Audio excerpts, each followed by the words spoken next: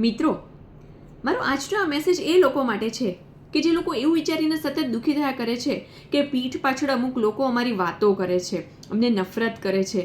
તો શું અમે ક્યાંક એનું ખોટું કર્યું છે, એમનું ખરાબ કર્યું છે કે એ લોકો પીઠ પાછળ અમારી વાતો કરે છે, અમને નફરત કરે છે?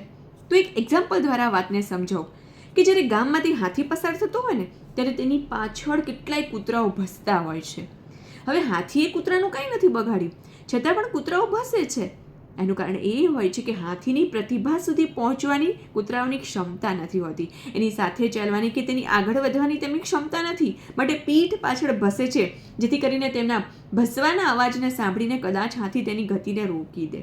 એક્ઝેક્ટલી રિયલ લાઈફમાં પણ આવું જ બને છે. જે લોકો આપણી પીઠ પાછળ વાતો કરે છે ને એ લોકો એ જ હોય છે કે જે આપણી પ્રતિભા સુધી પહોંચવાની જેમનામાં કેપેસિટી નથી હોતી ને એ પીઠ પાછળ આપણી ખોટી વાતો કરે છે, જેથી કરીને એમની ખોટી વાતોને સાંભળીને આપણે આપણી ગતિને રોકી દઈએ. અને મિત્રો, એક વાત હંમેશા યાદ રાખવી કે નફરતનું કારણ માત્ર એ નથી હોતું કે આપણે સામેવાળાનું કંઈક બગાડ્યું છે, પણ કારણ એ જ હોય છે કે આપણી પ્રતિભા સુધી પહોંચવાની જેમનામાં કેપેસિટી ના હોય ને એ પણ ક્યાંક ને ક્યાંક આપણે નફરત કરતા હોય છે.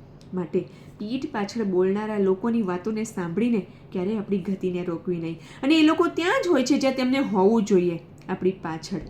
માટે ક્યારેય પણ લોકો આપણી પીઠ પાછળ વાતો કરતા હોય ને તો એનો મતલબ એ નહીં સમજવો કે આપણે એમનું કંઈક બગાડ્યું છે. રાધે રાધે.